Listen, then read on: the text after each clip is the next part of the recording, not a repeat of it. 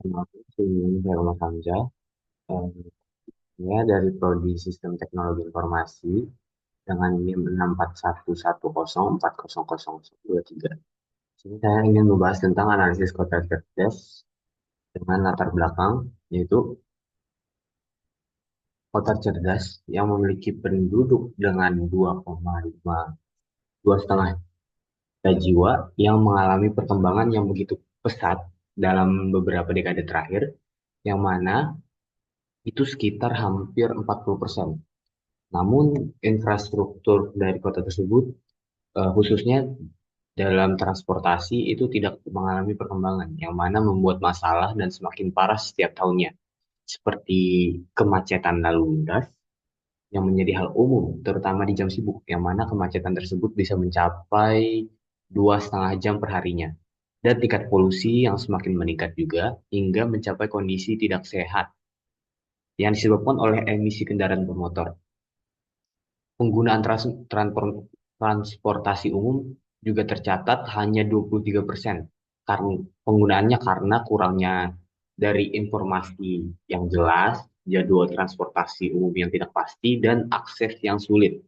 Karena masing-masing sistem transportasi umum ini dikelola oleh entitas yang berbeda, seperti BUMD, BUMN, dan perusahaan swasta, dengan sistem informasi dan pembayaran yang terpisah. Jadi pengguna harus menginstal beragam aplikasi untuk mengakses ke masing-masing transportasi umum, dan juga melakukan pembayaran itu harus ke masing-masing aplikasi secara terpisah, bukan satu kesatuan. Di sini juga saya mendapatkan statement pendukung dari Dr. Maja Wijaya, Kepala Dinas Perhubungan, menjelaskan bahwa aplikasi transportku diharapkan menjadi solusi one stop untuk kebutuhan transportasi warga kota cerdas. Sebelumnya, saya ingin menjelaskan apa itu aplikasi transport. Aplikasi transportku.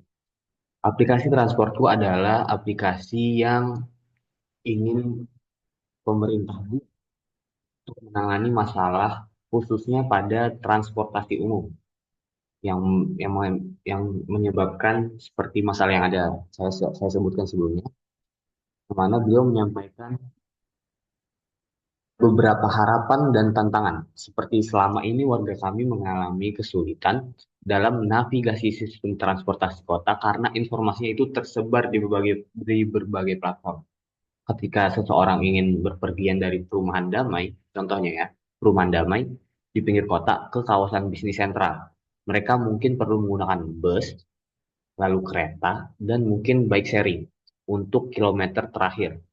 Saat ini mereka harus mengecek ke tiga aplikasi berbeda, yang mana itu tidak menjadi satu.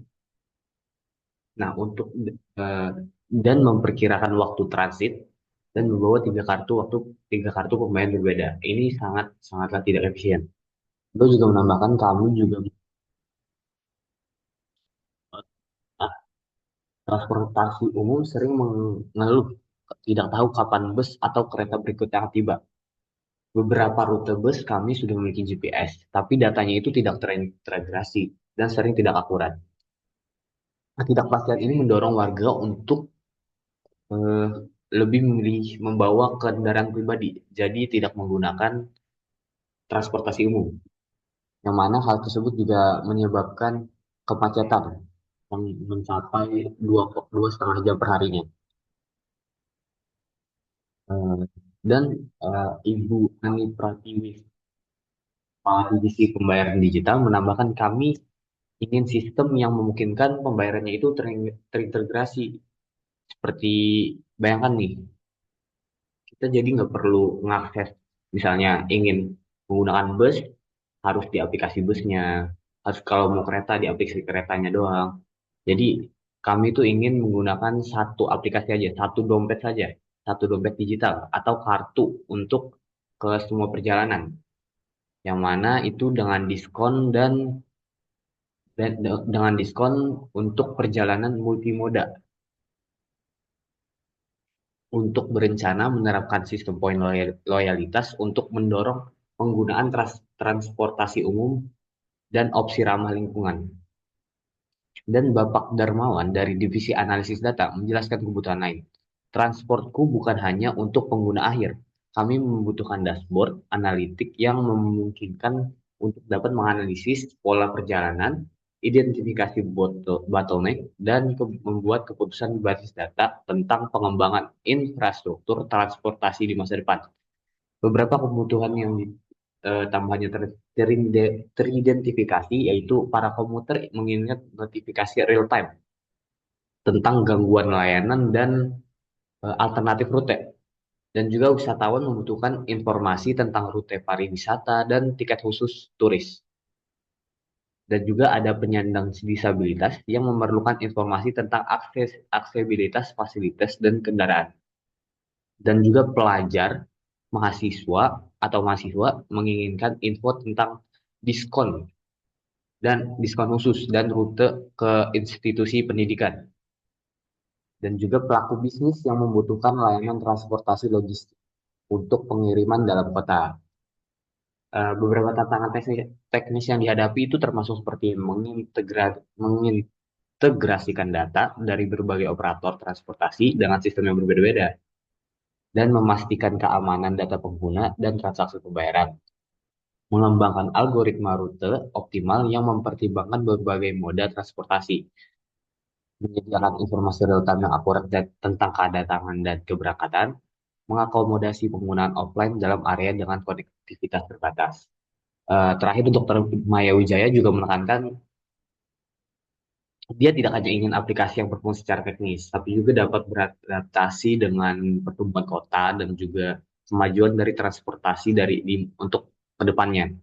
Jadi sistemnya itu harus modul, modular dan juga dapat diperluas seiring bertambahnya moda transportasi atau layanan yang baru gitu. Dari latar belakang di atas, kita dapat menyimpulkan rumusan masalahnya yaitu satu, kita menyatukan aplikasi transportasi umum yang awalnya itu terpisah, seperti bus, kereta, sepeda, perahu, itu yang awalnya terpisah satu sendiri-sendiri, itu menjadi satu kesatuan, yang mana itu adalah aplikasi Transportku. Nah, Transportku ini juga dapat mengakses ke semua transportasi umum. Eh, yang kedua itu menerapkan sistem OOP, yaitu encapsulation, inheritance, polymorphism, abstraction, yang mana itu kita aplikasikan ke dalam sistem aplikasi yang akan dibuat untuk menentukan hubungan antar objek dan bagaimana penerapannya. Yang ketiga itu membuat sistem yang bisa membantu warga mendapat info jadwal transportasi secara real time agar dapat mengetahui jadwal setiap transportasi umum yang digunakan. Yang keempat, menyatukan sistem pembayaran yang awalnya itu terpisah seperti seperti yang saya bilang tadi, seperti bus di aplikasi bus, sepeda di aplikasi sepeda, dan kereta di aplikasi kereta, menjadi dompet digital dengan satu kesatuan di satu aplikasi saja. Dan terakhir itu menyediakan tampilan dashboard untuk pemerintah yang agar pemerintah sendiri dapat memantau statistik transportasi dan membuat keputusan yang tepat untuk kedepannya. Solusinya seperti ini. Transportku, info moda yang transportku seperti yang saya sebutkan tadi, yaitu transportasi yang menggabungkan semua transportasi umum yang mana di satu aplikasi dapat mengakses ke semua transportasi umum yang tersedia. Yang kedua itu info moda. Info moda itu info semua dari transportasi yang tersedia, transportasi umum. Nah, itu menjadi real time seperti hmm, eh, seperti di jadwal bis yang mana itu jadwal dan rute rute cepatnya itu menjadi lebih lebih dimaksimalkan lagi. Dan juga yang kedua pembayaran satu dompet digital dan poin loyalitas. Sepertinya kita harus menekankan poin loyalitas ini yang mana awalnya masalah untuk membangkitkan masyarakat, semangat masyarakat untuk menggunakan transportasi umum bukan kendaraan pribadi. Yang kedua, yang terakhir dashboard untuk pemerintah sendiri. Lanjut kita ke sistem transportku.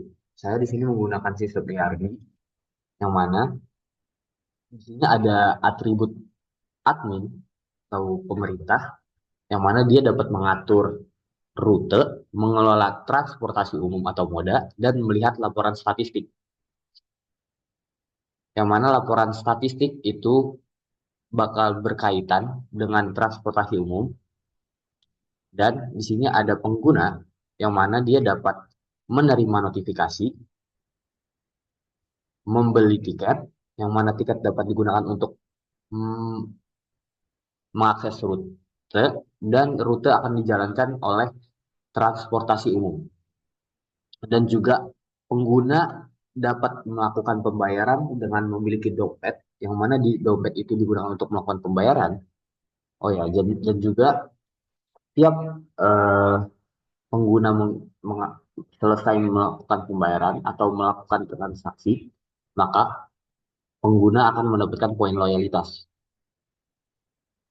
yang mana digunakan untuk memacu semangat masyarakat dalam menggunakan transportasi umum. Lalu setelah masyarakat melakukan pembayaran, maka akan mendapatkan tiket dan juga poin loyalitas. Kita lanjut ke penerapan pilar OOP. Yang pertama itu ada encapsulation atau pembukusan data. Enkapsulasi sendiri adalah konsep OOP yang digunakan untuk menyembunyikan data internal dari objek agar tidak bisa diakses atau dimodifikasi secara langsung. Akses terhadap data itu hanya dapat dilakukan melalui metode publik, getter atau setter. Penerapan pada transportku itu seperti kelas user memiliki atribut saldo, poin, dan route. Dan nilai-nilai itu tidak bisa diakses langsung dari luar, tapi harus melalui seperti saldo, top up, atau redeem point. Manfaat yang diberikan adalah menjaga integritas data dan data pengguna, mencegah modifikasi data secara tidak sah, mengontrol bagaimana data diubah dari luar objek, dan juga kita lanjut ke dua, inheritance atau pewarisan. Penjelasannya itu inheritance memungkinkan sebuah kelas mewarisi atribut dan metode dari kelas lain. Ini menciptakan hubungan is a antara class, parent, and child. Penerapan di transportku, kelas transport mode adalah kelas induk yang memiliki metode seperti get schedule dan calculate fare. Kelas seperti bus, kereta, bike sharing, dan perahu mewarisi transport mode, lalu mengembangkan atau mengoverride metode seperti kebutuhannya. Manfaat yang didapatkan seperti menghemat kode dengan tidak menulis ulang fitur umum, memudahkan penambahan moda baru ke dalam sistem, dan meningkatkan konsistensi dan modularitas sistem. Yang ketiga ada polymorphism, banyak bentuk. Polymorphism adalah kemampuan untuk menggunakan satu interface yang sama, tetapi memiliki implementasi berbeda di masing-masing objek. Ini bisa dicapai dengan method overriding. Sedangkan penerapan di transportku itu seperti method calculate pair yang didefinisikan di transport mode.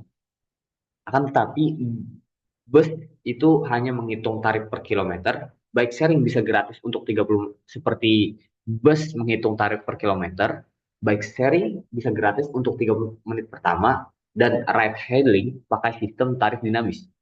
Di sini kita juga bisa menambahkan seperti bisa kita ganti bus itu tidak menghitung tarif per kilometer, yang mana tarifnya itu sama, mau dari manapun, dari halte mana ke halte mana itu bakal dengan tarif yang sama.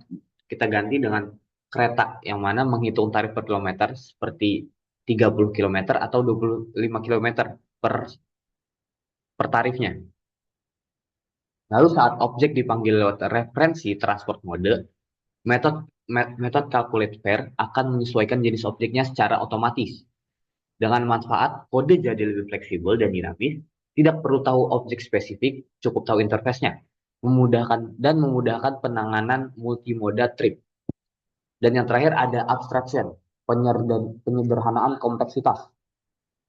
Yang mana abstraction adalah teknik yang yang digunakan untuk menyembunyikan detail implementasi dan hanya menampilkan bagian yang paling penting dari sebuah objek pada pengguna.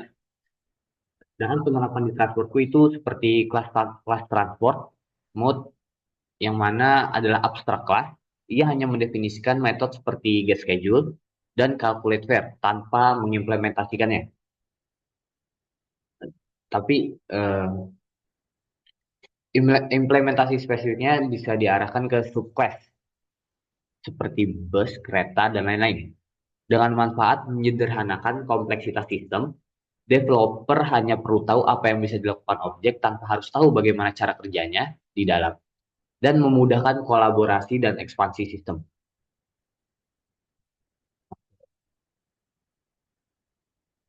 Kemudian untuk analisis kota cerdas dan juga aplikasi transportku, wassalamualaikum warahmatullahi wabarakatuh.